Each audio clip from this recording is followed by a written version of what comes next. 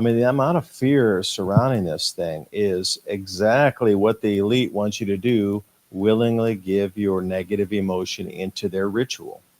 They're getting you to do the dirty work for them, and every pun intended, because they need to harvest your low vibrational frequency field in on their ritual. And the more influencers that are out there talking, fear and ridiculousness that won't manifest, in my personal opinion, the more they get everybody on board with this fear-based thing. So the more afraid people versus 10 million or 100 million, their ritual on the outcome, however they're going to harvest these energies, I don't know. They're harvested, but what comes after that? What's the purpose? How do they utilize this vibration that they've captured?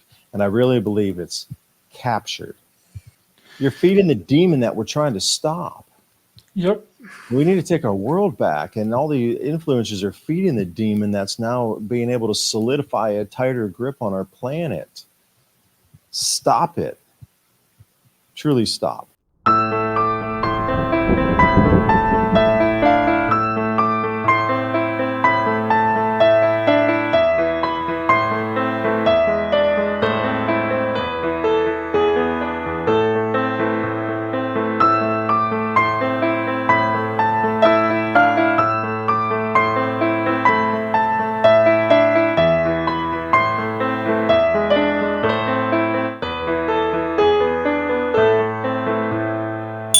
Welcome back to Raised by Giants live discussion. Welcome everyone in the chat. We're starting a little early here today. Good to see you guys and any moderators and channel members out there. We have the creator of Adapt 2030 channel on YouTube. A warm welcome back to the show. Good friend of the show, David Dubine. I think it's important to talk about, and that is the solar eclipse. The solar ellipse, as the NASA representative calls it. Did you hear that? He called it the solar ellipse, not the eclipse. That was probably that was a hidden meaning that they let go on purpose. Those kind of gaffes don't happen. That was a purposeful let out with that ellipse. Then, so how you read into it, whatever you want to read into it, but at those higher levels, those gaffes or those mistakes they're not mistakes. They're on purpose. Just trust me on that one. Okay, well, I have the clip here that I'm going to play for us and let us lead us into the discussion. Yeah, I'd like to watch that if you don't mind. The solar ellipse. He from the South, ain't he? But a reminder that this is covered under fair use under Section 107 of the Copyright Act of 1976. Allowance is made for fair use for purposes such as criticism, comment, news reporting, teaching, scholarship, education, and research. And that is what me and Dave here is going to be commenting on, is this NASA conference about the solar eclipse. Here it is. Let me get that banner up real quick. There we are. Okay, start it. I've often said that at NASA, our mission is for all humanity, and that's because space brings us together. There's no better proof than moments like this, a total solar ellipse. He said it, solar ellipse. Yeah, you'd have to look back in the occultism of the ellipse, because he alluded also to somebody couldn't be there because of the Baltimore event there. So, there's a lot. They're reading. That was definitely messaging there, and you just have to connect the dots, because that's not normal for him. Like, he's so well spoken. Look how polished he is. I mean, he's a spokesman. And that it was so purposeful. Ellipse, like you. He didn't try to correct after, it doesn't appear to be, but solar ellipse, and look into the occultism. Now, perhaps, Ryder, you would know better, because always talking with Wayne Steiger as well. Go into the occultism. Are you talking about Ouroboros or something? I mean, the ellipse is what's he getting at here? That was not a mistake. That's on purpose, what I'm seeing and reading right there. Body language, everything's spot on. He's a very elegant speaker and spot on speaker. That's why he's up at the podium. And notice how he doesn't flinch. Like, normally in a body language, you would make a mistake like that, you would flinch, like, oh shit, I made a mistake, But look at him, he just keeps going smoothly. Message delivered, on cue, on point. This is Mysteries in the Histories. A mysterious manuscript, roughly 250-page book written in an entirely unknown language and writing system. It's been carbon dated back to the 1400s and includes illustrations of plants that don't resemble any known species, believed to have been intended as a medical text. It's named for the Polish book dealer who purchased it in 1912. This is the mystery of the Voynich manuscript. Since its discovery in 1912, the 15th century Voynich manuscript has been a strange, mysterious cult phenomenon captivating the minds of many. Its first confirmed owner was Georg Barisch, from 1585 to 1662, an alchemist from Prague, who discovered it in his library. Barisch tried to investigate the manuscript's origins to no avail. The manuscript, full of handwriting in an unknown language, zodiac symbols, naked women, and strange objects like unknown plants, seemed to be from another time, or even another world. For centuries, this book repeatedly changed hands. When it was purchased by Voynich, who posited that it was authored by Albertus Magnus, an alchemist, or Roger Bacon, an early scientist. People believed that Voynich himself fabricated the manuscript, although that theory wouldn't explain the carbon dating of the paper and ink to the 15th century.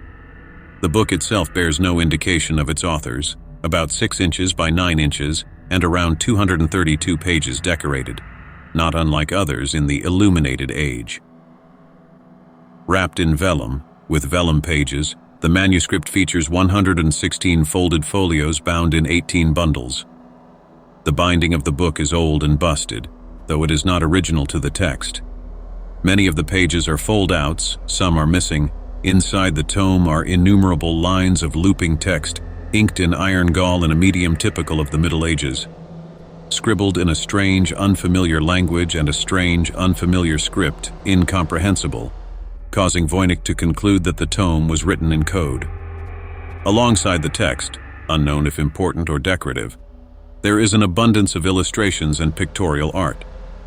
Composed of inks and pigments in tones and color palettes common to the 1400s, these illustrations seem to split the manuscript into 4 separate sections, including sections about botany, astronomy and astrology, balneology, the science of the therapeutic use of baths, and pharmacology, as well as a 5th and final section, with blocks of text separated by stars. The first and largest section of the manuscript is the botany section that contains detailed drawings of plants as if from another world or a lost continent, plants no one can identify and no one has ever seen before. The astronomy and astrology section has illustrations of the stars, the sun and the moon alongside several zodiac signs.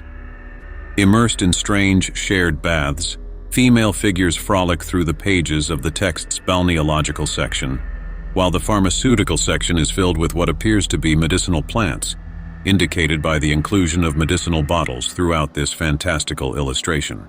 Like Voynich, many modern scholars suspect that the manuscript's text is a ciphered form of a familiar language, with their theories of the tome's latent linguistics flitting from Latin to Nahuatl, the language of the Aztecs and Toltecs of Mexico.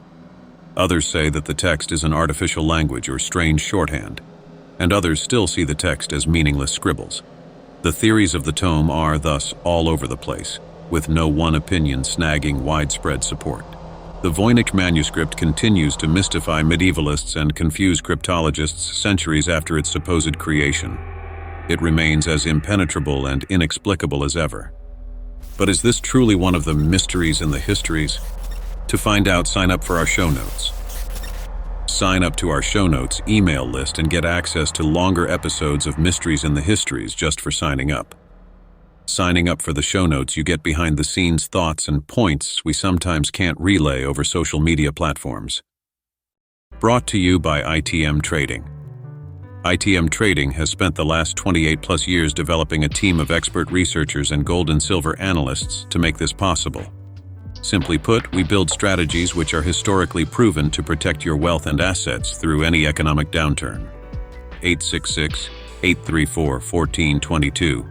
That's 866-834-1422. It's also interesting too, Dave, that whenever these NASA representatives they hardly ever say outer space. They only say space. He just said it. He just said space. He didn't say outer space.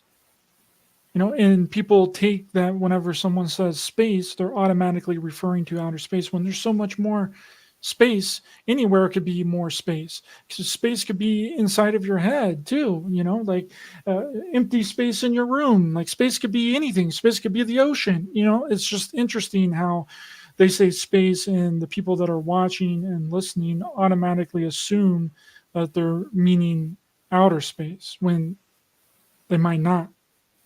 Because you would think you would want to make that distinction, and they used to. NASA used to make that distinction, but now they don't.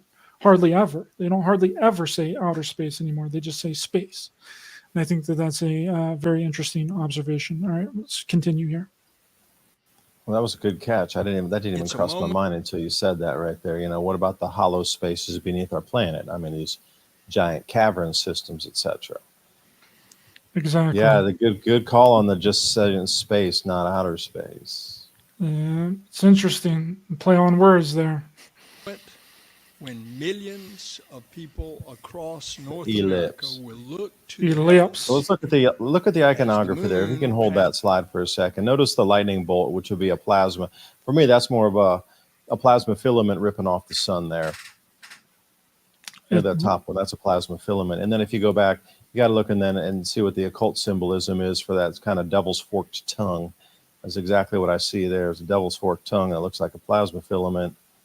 And then that moon is definitely occultist there. That is, if you're looking at alchemy or some sort of earth worship, that's like the standard symbol for that, for the moon. When you're looking at paganism and thing, that's paganism 101. Earth, moon, sun, sky. Right there you go. It almost kind of looks like a serpent tongue. Yeah, it is. That's exactly right. Forked devil tongue. Yeah, serpent tongue. Exactly what. The forked tongue. So now start to put all these pieces together. They're giving in the occult symbolism of an ellipse. So for me, an Ouroboros would be the serpent eating its own tail. And then we got obviously a serpent tongue here. And then you stamp that thing with the neo-paganism or some sort of occultism on top of that. Now here you're supposed to be able to see the devil's comet coming up perhaps with this thing as well. So for me, that's just two different points that are electrically arcing off. So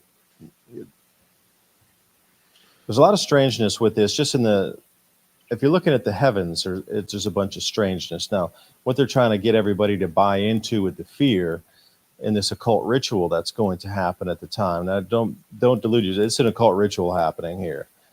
Now, you have to willingly give your fear or your lower vibration energies. You have to willingly give that into the kitty, for a better term, into the pot. They can't take it from you. You have to give it to them. So by allowing all this fear to run around the event, okay, this is strange. It's interesting for me. I like watching solar activity, seeing solar events, checking out comets, these sort of things. Interesting for me, just as a general thing. Looking at the corona of the sun, I'm curious, what we're going to see when this thing, there will be no Nibiru spotted behind there at the thing. Now, that'll catch like 1 or 2% of the people. They'll be biting their fingernails. Nibiru's, and we'll be seeing when the eclipse comes on. Man, if Nibiru was even close to here, all the planets would be out of their orbits by now. Really, like that's just a no-brainer.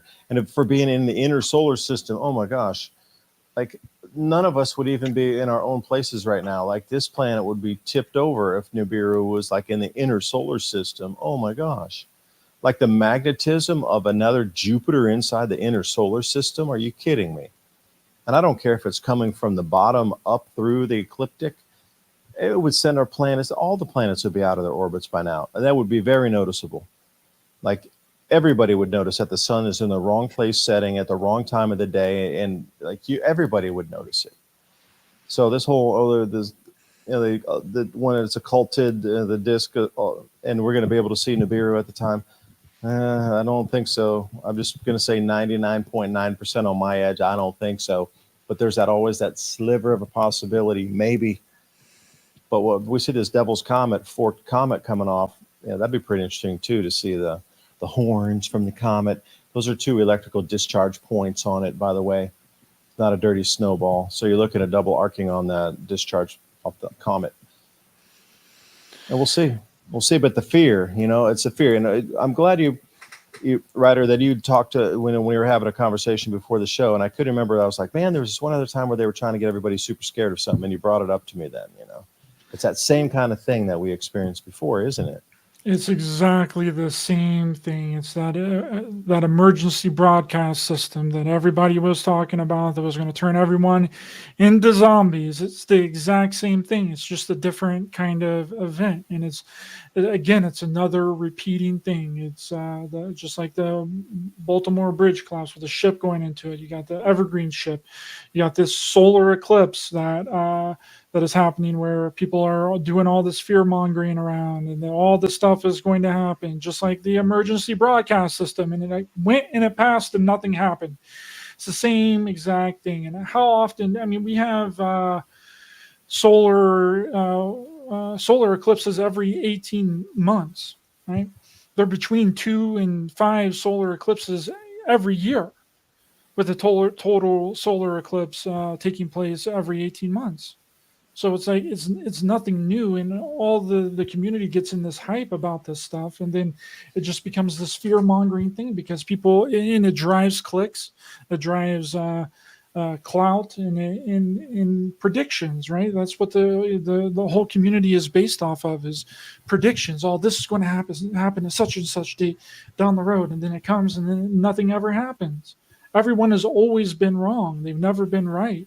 So it's like it's another repeating fear mongering thing. But I do want to finish up the rest of this gentleman, Bill, NASA representative, talking about this, because it's very interesting. It almost sounds identical to something that you would say, Dave. I think this guy listens to Adapt 2030. Maybe whenever you hear it, you're going to be like, "Holy crap! Did he just rip me off?" Listen real quick. This is in front and between the sun and the earth. And it's a rare sight that we haven't seen in 7 years. And unusual things start to happen as the normal rhythms of Earth are disrupted. When you're seeing this eclipse, you ought to observe this. That was interesting right there. But see, people are clipping that section out of this talk, and they're turning it into something that it's not.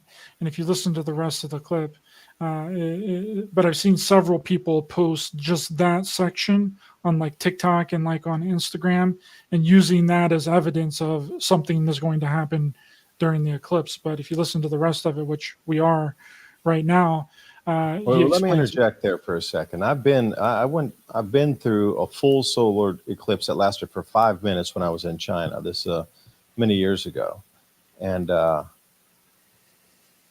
everything does get disrupted. Like the nighttime sounds turned on again. Like the crickets started, the frogs started again. Some birds in the morning time when they wake up and thing. So yeah, the rhythm was disrupted. It disrupted the rhythm of the animals and the insects. Of course it did.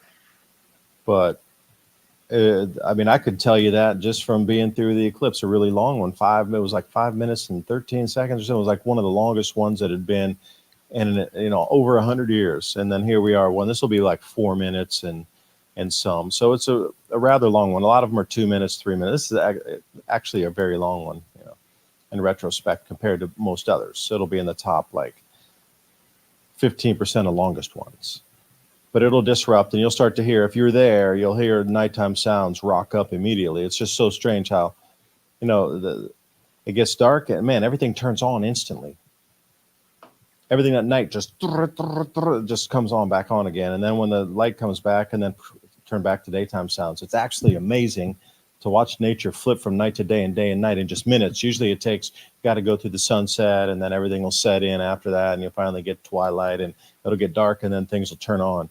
But this is like an instant turn on. So be very cognizant and pay very close attention to the sounds you hear of normally what you would consider nighttime sounds. I know we're not in the middle of summer, so it might not be as stark of a change, but just at least listen for the birds, how they change, stop, and a different type of bird will start chirping.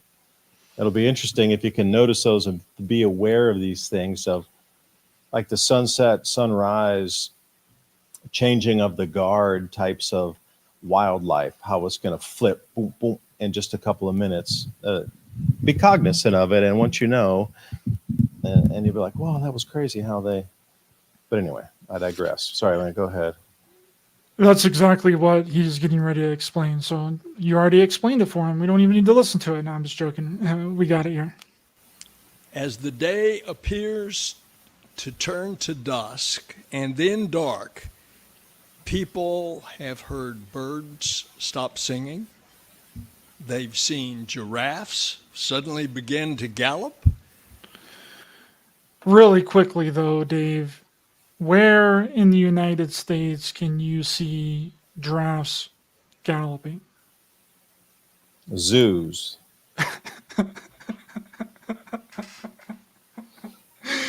Oh man, we need to go to the zoo to watch the eclipse, Dave, so we can see the. Yeah, the that'd be giraffe mad. I wonder what the galloping. monkeys would be doing there too. Like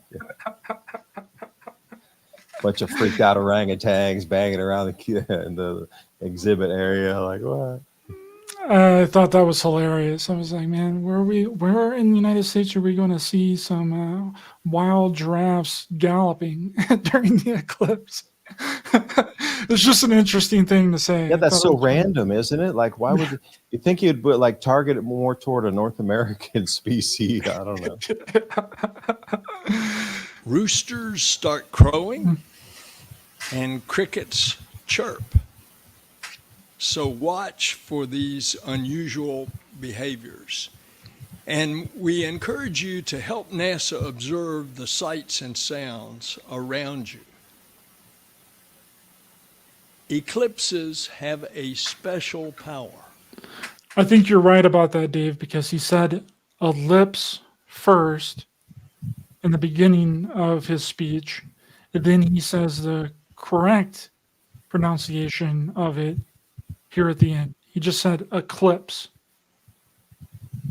But he said it had special power too. So there you go, right into the occultism. Now, again, he didn't tell you what kind of power. He just left it open. Well, if you're looking on the occult side of thing, like eclipses are like some of their high time. You know, you got to talk to Mark Carpenter. He's into the super deep into the ancient invasive hominid species of what we consider the world leaders today on the blood types and the bloodlines and this sort of thing of what has continued from this invasive destructive species, but they use these types of rituals. Now, I would encourage you also, if you're at an ancient site where there are ley lines, there's going to be rituals going on there too, because up through that whole area, the Mississippian culture, if you go back, say, before the collapse of most of that, circa 600 AD or so, like there's a lot of ancient sites. And a lot of these sites that are on ley line areas will be focal points for a lot of nasty during this time.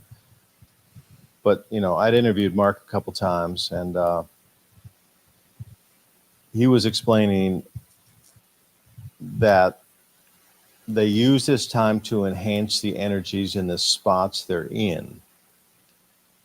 Now, can I get somebody's energy of emotion now into that also? So for me, the way he was explaining also on these very largest of events where the energies are going to be the highest to accomplish the goals of whatever during these rituals. It's not in a single location. It's spread out. And usually they're trying to do some sort of sacred geometry in the sites that the people all involved in the same ritual are having, because they're trying to spin the energy. You're thinking about the Hadron Collider, that what are they doing? They're taking the particles and they're spinning them to get them to go faster, and the faster they go, and eventually that momentum of the spin. So don't think of it as just a single ritual in one single place. Then that energy is moving and they're trying to get the swing around in it. So, think about going up to like Tikal, or I should say down from where we are, down at Tikal, or some of these places in the Mayan pyramid areas. They're not at just one single complex.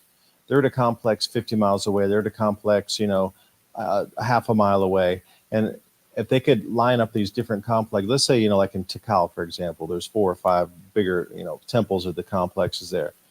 They wouldn't use just one. There'd be ceremonies on all of the tops of all of those, circulating the energy around a wider spot. And this is the whole thing I'm looking at too. All right, well, they're not going to channel it up and down and make it go like this. What he did give away was it would have to be an ellipse if that energy were to be channeled. Because if you look at that, it would go down the right side and it would be a little bit and come back up again. And there would be some separation between, but it would be like an elongated ellipse. If they were to get all of the energies along these ley line sacred spots that were the Mississippian culture used to be, I bet this thing's going to run right near, the Serpent Mound as well. And it's going to be right all in that area, right? So you got to think about where we're looking at New Madrid fault zone. Not that it's going to go off. I'm just saying right near there, there's a huge amount of, that was the epicenter of, that was the center of the Mississippian cultures and the Cahokia and this sort of thing. So when you're coming up and down there, all these sacred sites from more of the ancients, plus you got Serpent Mound there. So think about running that energy from one place all the way down to Texas and back in this ritual of all the ancient spots on the ley lines at the same times during the ritual as it's passing. It wouldn't be a perfect circle like it would be in Tikal or other places like in Bagan and Myanmar, or some of these other spots where they're running the energies around in circles in the same complexes in the same areas, but in a wider berth. It would have to be an ellipse. He gave it away. Shoot, I can't believe that. I didn't even think about that until I was thinking about circulating energies. It would have to be an ellipse to circulate that energy around because it wouldn't be a circle. Go figure. Ellipse. That's why I said it's going to be very different with these energy here. Oh, and when you think of, well, it's going to happen on the 8th, right? What is the number 8? The number 8 is an infinity symbol. Mm-hmm. It's just looping back. You had to be a tight 8, but a really elongated 8 coming back and forth, or to be a very elongated elliptical orbit of those energies swirling around as they try to accomplish their goals. Now, I'm curious, sometimes you can, there's a map where you can put one point on the map, and then you can look at the bottom of the globe and see where you'd pop out if you dug a hole, Like along this line, what's below that's on the other side of the planet where you could, because if it's such the big ritual, and it seems like the occultists are at the apex of what they need to do, this would be like probably one of the biggest rituals in the last century, if not millennia. Like it seems like a lot of energies are lining up, especially with what I'm talking about, the 4 gas giants coming into their electromagnetic perturbation, strangeness, whatever that is going to be here in October of 2024. Now that's starting to line up and really solidify the energies. And all these other things, not that I think that CERN really can crack open the earth and everything, but there's definitely some magnetic resonance around that thing. And to be fired up at the same time is a little quirky. I know if you went through the earth from along the eclipse, each area that it went all the way through the United States, if you were to go on the other side of the planet and look to where those popped out, obviously it's not going to be over in Europe there where the Hadron Collider is, because that's only a third of the spin around the planet. So do a little research on that. Anybody out there, take a look at, are there any sacred spots that are connecting from beneath? Because you know what? It wouldn't be only where the moon is crossing on the eclipse. You could look to see on the bottom of the planet, because they would take that and try to take it right through the center of the planet as well. So think about that. It's like a sewing needle almost going from Texas all the way up through Canada as well. Now think about that sewing needle punching through to the other side of the planet on sacred spots. And I guarantee there'll be people there having ritual as well on the dark side of everything. Because imagine if you could take that sewing punch hole needle all the way through that whole segment of the planet. It's interesting with CERN as well, because I believe the last time CERN was turned on was in July 4th of 2022. And I remember that date because everyone again was talking about, we're gonna switch timelines. We're gonna jump into an alternate timeline when CERN. See, I just did the whole thing. I just did the Bill thing. I just called it a turn instead of CERN. But they were talking about, oh, well, we're going to jump into an alternate timeline and all this stuff, an alternate reality when CERN turns on July 4th of 2022. So, I mean, nothing happened. So I highly suspect nothing is going to happen with this one as well. But let's finish up this this video here, because I want to get into a little bit of more of the occult aspects of this as well, because there's something really interesting that NASA is doing around this solar eclipse that we're going to get into after this video is over. They move people to feel a kind of reverence for the beauty of our universe. Their power is not only to unify us on Earth, but to further science and discovery.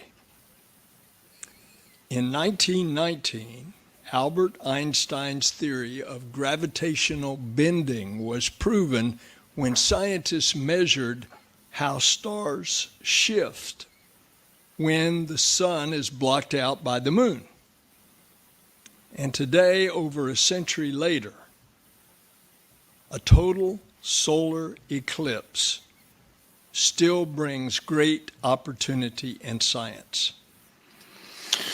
So he was talking about the unification of people during this this solar eclipse, or how he says it, solar ellipse. And I thought that was an interesting aspect of this as well. He's talking about the unification of people. Depending on the frequency you're putting out. And it's all about frequency and holding state. Because I was watching this interview from a guy who was living in Bali in the 1970s, you know, before Jerry Lopez and all these guys got down there. And right when that hardcore surf group kicked up in Uluwatu and stuff in the 70s. But they were interviewing him, and he's like, yeah, you know, the locals here who are having their rituals at their temples kept the vibration in check, and the whole area kept that vibrational frequency based on what those people were doing at the temples for their ceremonies also, of keeping that vibration at a certain level. And he was saying, you know, the same thing, that they were doing these types of ceremonies at all the temples on the same days, and the vibrational frequency across the island would remain in the same. And he said he could still feel it today, but it's not at the level that it used to be. And he's like, this place is timeless because they still keep these ceremonies going on. Now, if he's, you know, directly correlating that to something where he's saying that they're doing ceremony across the island to bring the vibrational frequency and harmony again, and that's what, including the people, then what is this thing going to do if they're going to try to take the fear-based frequency or the lower vibrational frequencies and connect and tap all those together? It's truly the same thing, but just on a different level of frequency. So there's another lady that pops up in this NASA conference and follows up on what Bill was talking about with the scientific exploration of the total solar eclipse happening on the 8th. And this is what she says.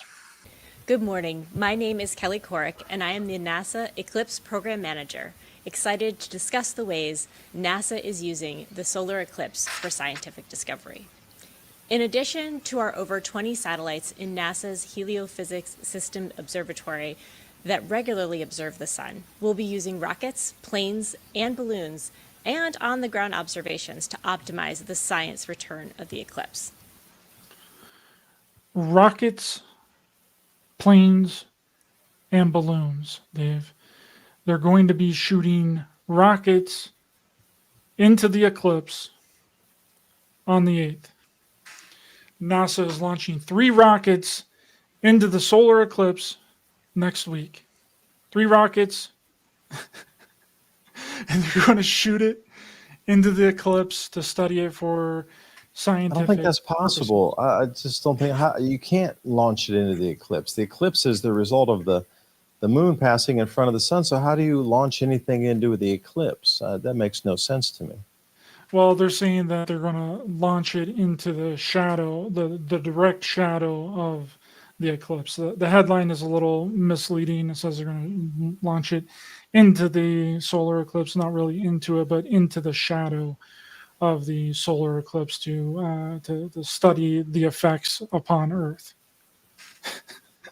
And I'm like, what is more American than shooting rockets into the eclipse, baby? Says here, ultraviolet radiation from the sun routinely pries away electrons from the atoms, forming abundant electricity-charged particles that puff up the upper atmosphere. It thins out upon sunset, and these ions recombine the neutral atoms, only to be ripped apart again next dawn. If you think that Wait, are they talking about atmosphere expanding or contracting during this time? That is part of the study, is to study the atmosphere with these rockets that they're shooting into it. The sudden transition from day to night is known to cause sharp drops in temperatures and even trick animals into engaging in nighttime behaviors. But the scientists understand little about how brief moments of darkness influence the boundary between Earth's upper and lower atmosphere, called the ionosphere, which extends I'd say 55 electrical boundary. But I thought that was I thought it was funny at first. I don't know. A lot of weirdness around this. They were never concerned about this before, and it's the first time they're launching rockets up there to try to understand the boundary layer there and see what the millivolt charge changes during an eclipse. Is this the first time they've ever thought of that? And I mean, well, you told me something. So I forgot the name of the rockets. I know one of them was Ra, as in the Egyptian god Ra. What were the other two names of the rockets? I would have to, let me see if they say it in this article, but they're all named after gods, just like all of NASA's programs have always been named after gods. So it's nothing really new. They've always done that. Apollo, Gemini, all of their test flights and a lot of their projects have all been named after gods since the inception of NASA. So let me try and find the other ones. I knew that one of them was named Ra, yeah.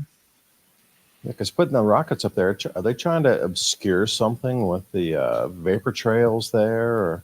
Because from our ground view, shooting a vapor trail up there during that time is going to be very much like a contrail, like in a persistent contrail. Once it gets up in that, you're going to watch that thing like layer out, so they're going to block the view for a few people.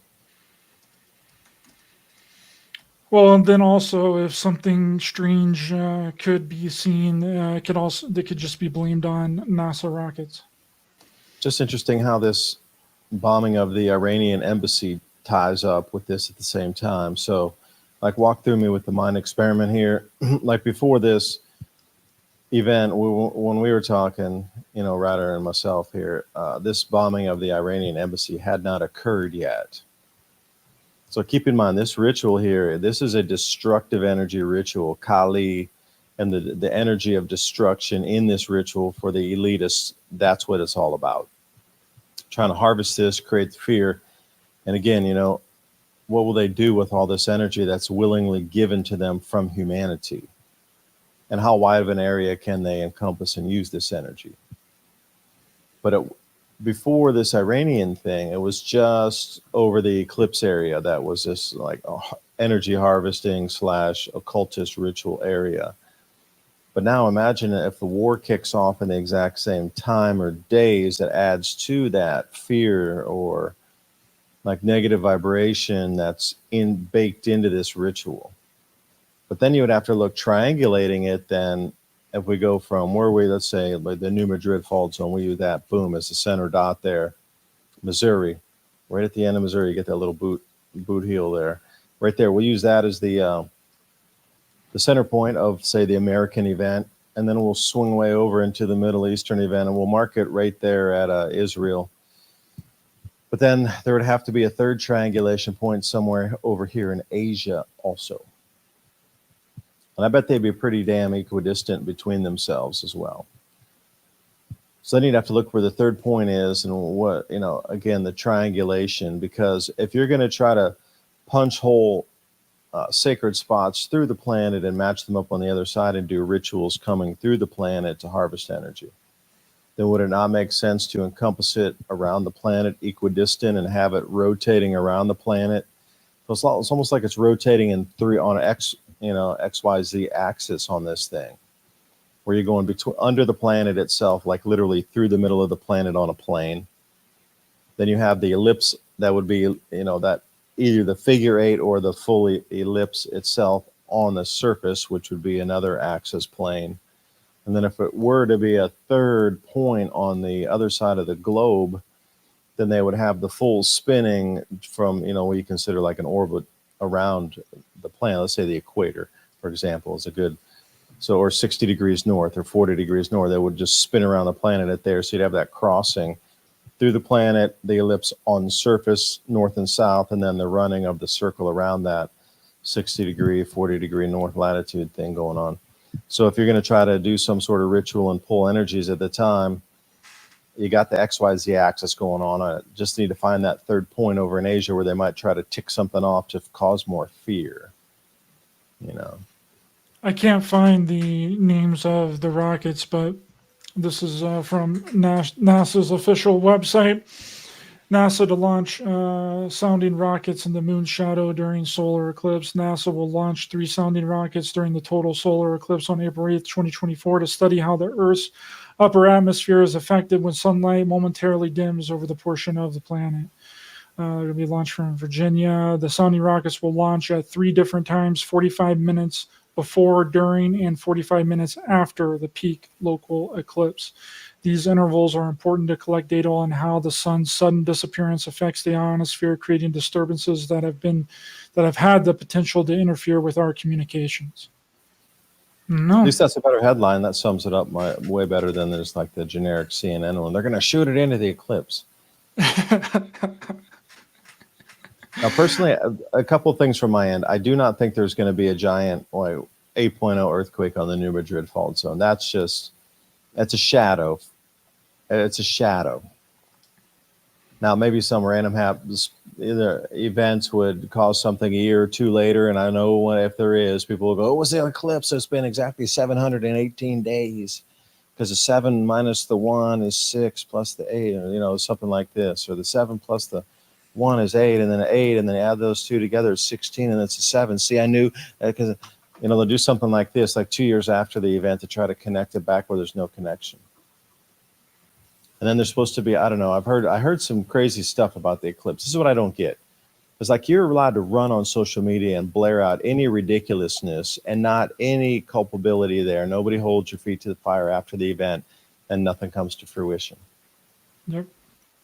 Right? But it's all about the fear. Notice the fear that surrounds this one. It's almost like these influencers are in on the ritual. Not everybody. I'm just saying some that are pushing the fear super hard. Like, why is this fear being pushed so hard into this thing?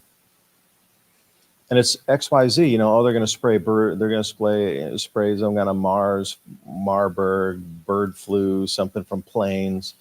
There's emergencies. Interestingly, though, Indiana just declared a state of emergency because of all the people coming into the eclipse. And because they did, and somewhere else, there's 2 or 3 other places have done that, already declared states of emergency, that they're going to say, see, they're planning to call out the National Guard and lock everybody down in those same minutes of the eclipse. I mean, the amount of fear surrounding this thing is exactly what the elite wants you to do, willingly give your negative emotion into their ritual. They're getting you to do the dirty work for them, and every pun intended, because they need to harvest your low vibrational frequency field in on their ritual. And the more influencers that are out there talking, fear and ridiculousness that won't manifest, in my personal opinion, the more they get everybody on board with this fear-based thing. So the more afraid people versus 10 million or 100 million, their ritual on the outcome, however they're going to harvest these energies, I don't know. They're harvested, but what comes after that? What's the purpose? How do they utilize this vibration that they've captured? And I really believe it's captured. Now, and then everybody's, even then there's more influencers and more news and more this and more that. And it's just like, I don't know, this fear needs to stop around this event here of all this conjecture of, like we talked about, the 5G towers are going to go off and turn everybody into a zombie type of thing. That just needs to cease. You're feeding the demon that we're trying to stop. Yep. We need to take our world back, and all the influences are feeding the demon that's now being able to solidify a tighter grip on our planet. Stop it. Truly stop. That is perfect, and I agree 100%. They blow all of these events out of proportion. They get on there and they just talk about a bunch of nonsense and get everybody wrapped up in things that no one should be worrying about in the first place. But it drives clicks, it drives people to their channel, and all the while it's really covering up the things that we actually need to be worrying about. And just for people that think that this is a rare eclipse, it's not. Every 18 months, there are between 2 and 5 solar eclipses each year, with a total eclipse taking place every 18 months or so. Total solar eclipses are seen every 400 years from any one place on the surface of the Earth. This is not a rare event. It happens all the time. It might not happen all the time in the United States, but for somewhere in the world, there's a solar eclipse happening. You can find the forecast for those too. They show you every single one for the whole year. Every one, even the lunar eclipses. Dave, whenever someone makes these exaggerated predictions about stuff like this, then no one ever comments on it after it doesn't happen. They never call them out. They're never like, oh, well, it's just on to the next thing. They just shuffle on to the next thing. It's like the Lionsgate thing that happens every year in August. All the spiritual community and the New Agers all talking about, oh, it's the Lionsgate portal that's opening. Like, did you guys not just remember last year? They were saying the exact same thing. They said it only happens once in a lifetime. It just said that same thing last year and the year before and the year before that. It's the same thing every year. But it grabs your attention, doesn't it? Thanks for being here, Dave. Thanks everyone in the chat. Really appreciate you. All the links to Dave's information will be in the description of this video. How's it going, Lost in Space? Mike, Rick, good to see you. Lynn, No Bull Truth, Gray Arena, good to see you guys. Thanks for being here, everyone. Scotty Boy, Nance. Oh wait, what's the name? Larry, Moe, and Curly were the name of the Rockets. Yeah. Scotty Boy. That's so true, isn't it? Yeah.